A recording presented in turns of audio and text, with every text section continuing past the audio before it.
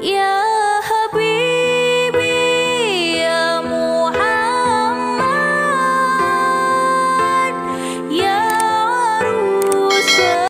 Bismillahirrahmanirrahim. Surah Al-Mu'minun. Kajian kita malam ini, Surah Al-Mu'minun itu diturunkan di Makkah.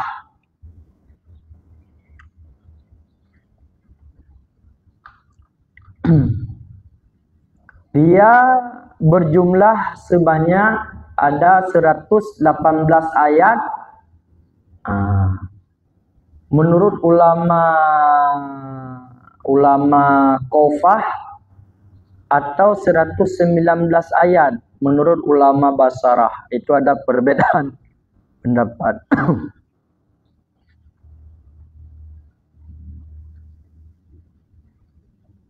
Jadi ayat yang surat Al-Mu'minun ini turunnya di Makkah.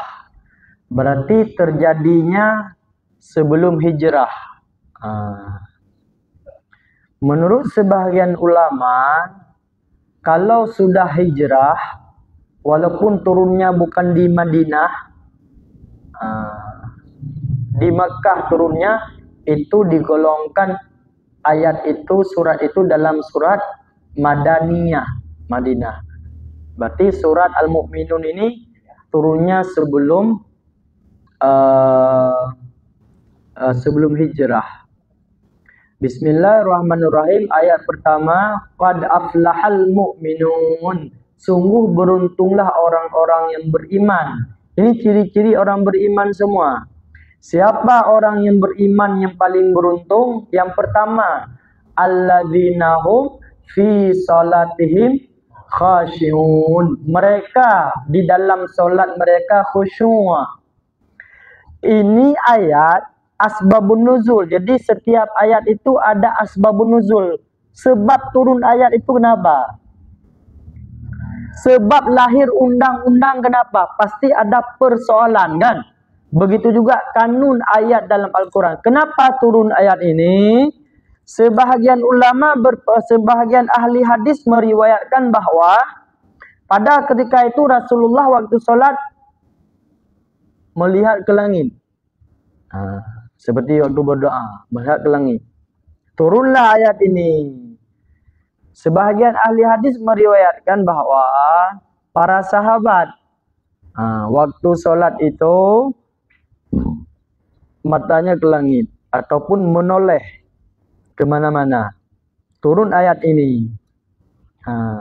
Maka kita sekarang mesti memperhatikan, meyakini waktu sholat itu mesti mata tunduk, khasyi'un, khusyuk. Khusyuk mata berarti di tempat sujud. Khusyuk tangan ya di tempatnya. Di mana letak tangan seharusnya? Di tangan, jangan. Ketika tangan merapikan peci bagi laki-laki, itu enggak khusyuk zahir. Jadi qad aflahal mu'minun alladzina hum fi salatihim khashi'un yushiru ila annal falahal haqiqi la yahsul bimutlaqil iman. Jadi ayat ini mengisyarahkan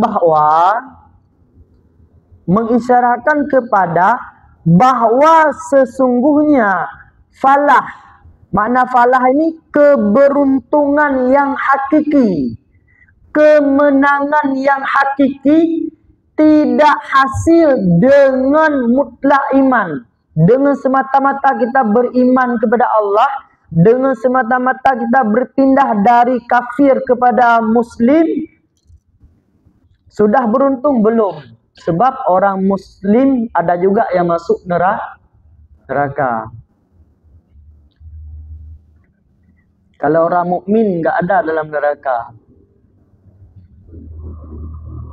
Enggak ada. Yang ada dalam neraka itu orang muslim. Ada. Taufik. Maka dalam neraka itu apa katanya? Masalakakum fis sakar. Kenapa kalian masuk dalam neraka karena tidak solat. Maknanya apa? Karena tidak ada taufik. Sebab solat itu kan untuk orang muslim. Sebenarnya ketika orang tidak solat, dulu kita masih muda-muda kan meninggal solat. Bukan karena malas, secara syariat karena malas. Tetapi secara hakikat bukan karena malas. Allah tidak mau bertemu dengan kita. Allah tidak mau bermunajat dengan kita. Itu aja. Sebab kata Nabi, al-musalli yunaji rabbah. Orang yang solat dia bermunajat kepada Allah. Sedangkan dia tidak solat, berarti Allah tidak kepingin bertemu, bermukalamah dengan dia. Kalau kita solatnya lalai bagaimana? Itu seperti ceritanya kita diundang oleh Pak Gubernur. Undangan ada, tapi datang di bawah tenda, bukan di VIP. Orang yang khusyuk itu ibaratnya diundang oleh gubernur, dia masuk ke ruangan VIP. Dia berbicara dengan gubernur, kan begitu? Kita diundang juga, cuma di bawah tenda, nasi ambil sendiri. Kalau orang VIP kan udah ada di hidangan. Begitulah umpamanya, kalau kita sholat, hati kita tidak khusyuk. Ibaratnya begitu. Kita dapat undangan. Apa makna undangan dari Allah? Aqimi sholat, itu kan undangan. Dirikan sholat. Apa kata Pak Gubernur? Datang besok. Buka puasa bersama. Pas datang kita di luar. Tamu-tamu istimewa. Hah? Dapat nasi bungkus. Ramahnya dengan kawan-kawan juga ada yang ada yang gak ada undangan. Betul juga.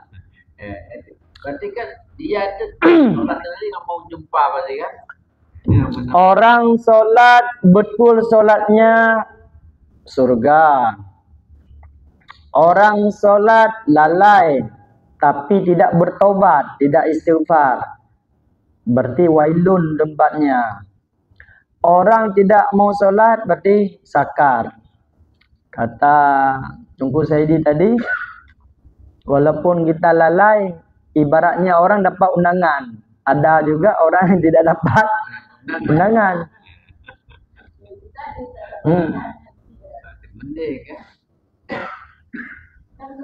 Atau dapat undangan berbicara sesama dia kan.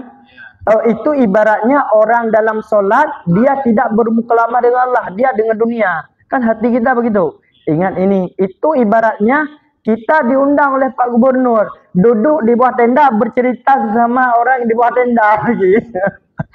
Begitulah umpamanya. Untuk memudahkan paham begitu.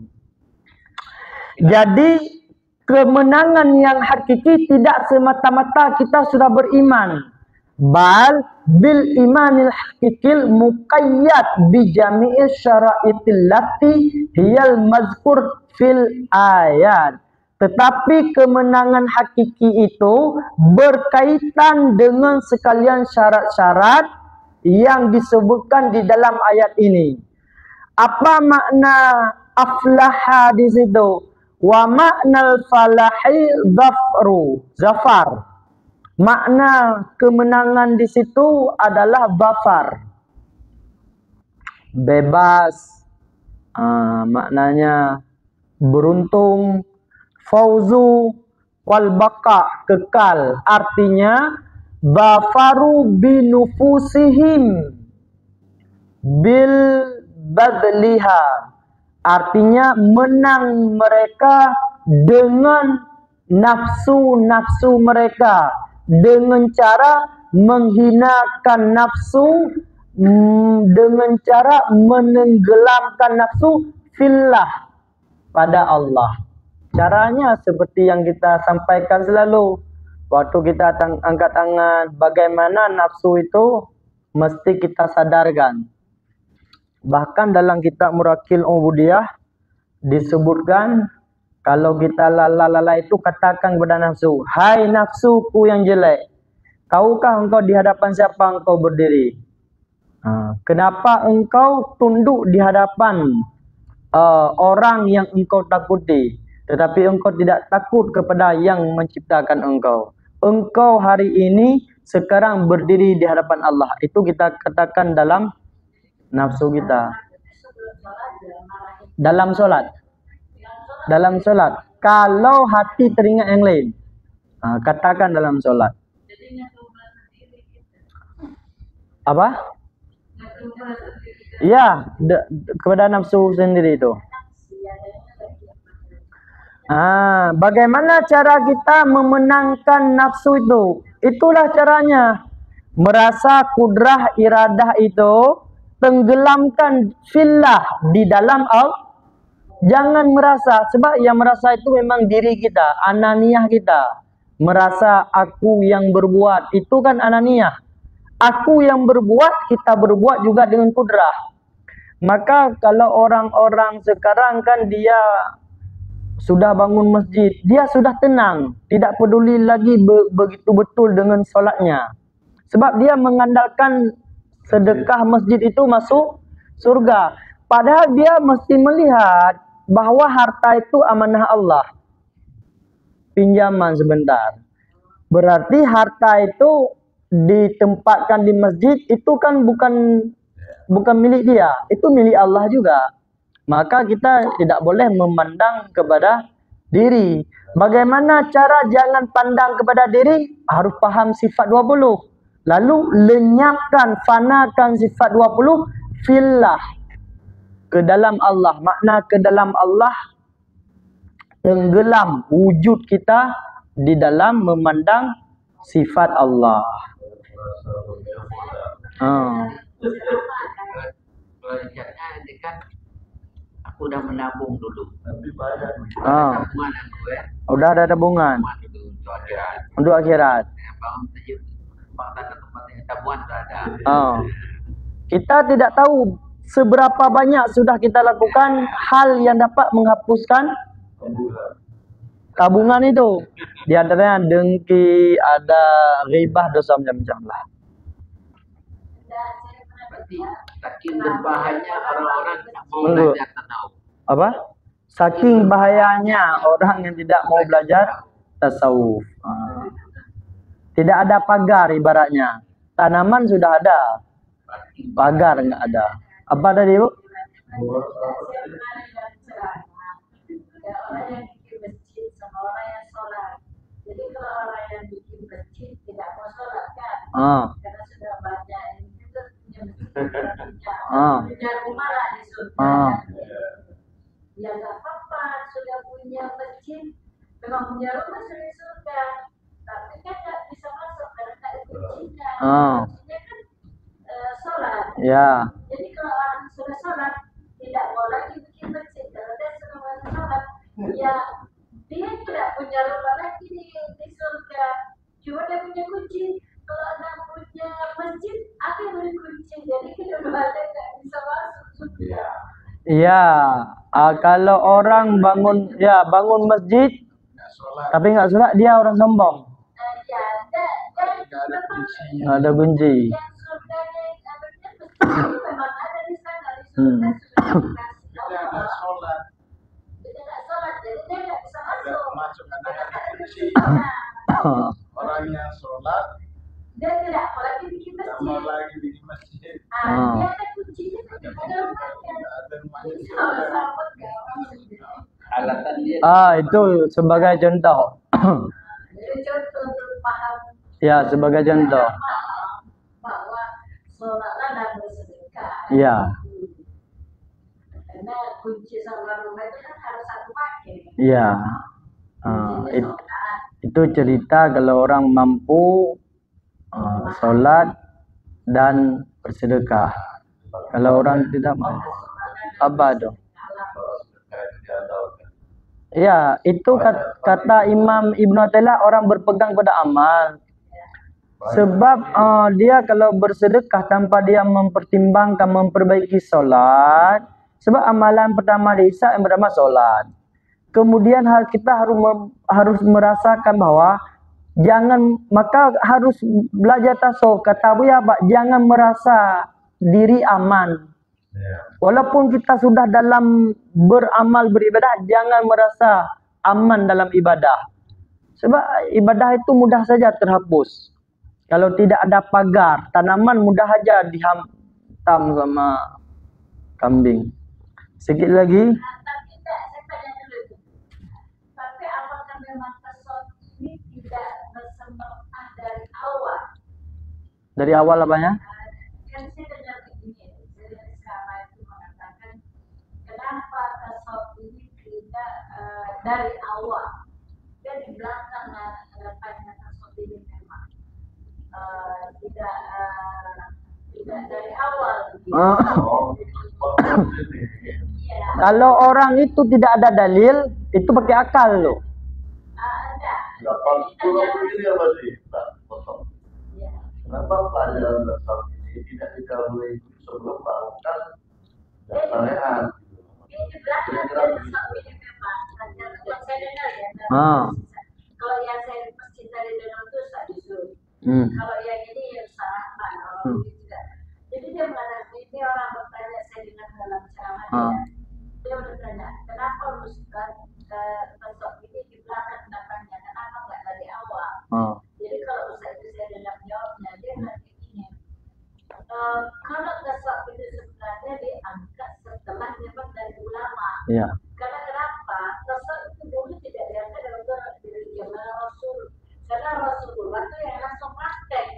Dia dengan sahabatnya. Tasawuf ini sudah langsung dijalankan mereka memang. Jadi setelah iman Islam ini sudah timbul, makanya baru tasawuf ini. Karena ini adalah metode. Metode dia yang cuma 3 ini. Metode dia. Jadi makanya tasawuf itu memang belakangan dia datangnya. Dan lama. Itu ini dia Kitab Jabul Taurat begitu. Awaludin ma'rifah Allah. Awal agama mengenal Allah. Setelah Rasul memperkenalkan kepada umat mengenal Allah, kemudian melakukan ibadah. Kemudian ibadah tidak aman, pakai pagar. Seperti kita bertanaman juga, kan? Tasawuf. Nah sekarang dari zamannya Nabi sudah pakai tasawuf. Ilmunya nama belum ada, tapi kalau ilmu sudah ada. Setelah metode ini baru Jadi yang dinamakan Ulama. Tapi imamnya itu salah tadi. membagi-bagikan ilmu semua kan ulama. Itu para ulama. Jadi Belum dia. mata Nabi kan nggak ditulis. Nggak ada. Quran aja nggak ditulis. Dia Kapan ditulis Quran itu? Nah, dari Umar bin Khattab. baru begitu Quran ditulis, baru ada tafsir-tafsir yang keluar. Siapa yang nulis tafsir itu ulama. Tapi kalau orang tidak mau paham, tidak mendengar sepihak mendengarnya seperti itu. Harus dengar sampai Sama kayak dengan wahyu ya, kembali kepada hadis, Quran dan hadis. Ya, padahal kalau kembali pada Quran dan hadis, siapa yang bisa kembali ke Quran dan hadis? Yang paham Quran dan hadis itu ulama. Maka Kalau kita harus kembali paham pada tak ulama. Quran dan hadis kita ini. tidak ulama yang Nah, kan kita kembali kepada ulama. Kalau kita yang awam ini kembali kepada ulama. Kalau ulama ya kembali pada Al-Quran dan hadis. Berarti makna kembali kepada ulama, kembali kepada kitab. Abuya menulis kitab itu, kita baca itu. Jadi makna falah itu ada 3, zafar, fauzun, baqa. Ini ada 3. Makna falah, kemenangan. Kan dalam ayat, sungguh beruntunglah orang-orang yang beriman. Qad aflaha kan, falah. Apa makna falah itu? Beruntung. Yang pertama, menenggelamkan nafsu pada Allah, melihat kudrah kita enggak ada. Ketika kita mampu menenggelamkan 7 sifat ke dalam mengembalikan kepada Allah, Itu semua hilang tuh. Sombong nggak ada, ujub nggak ada.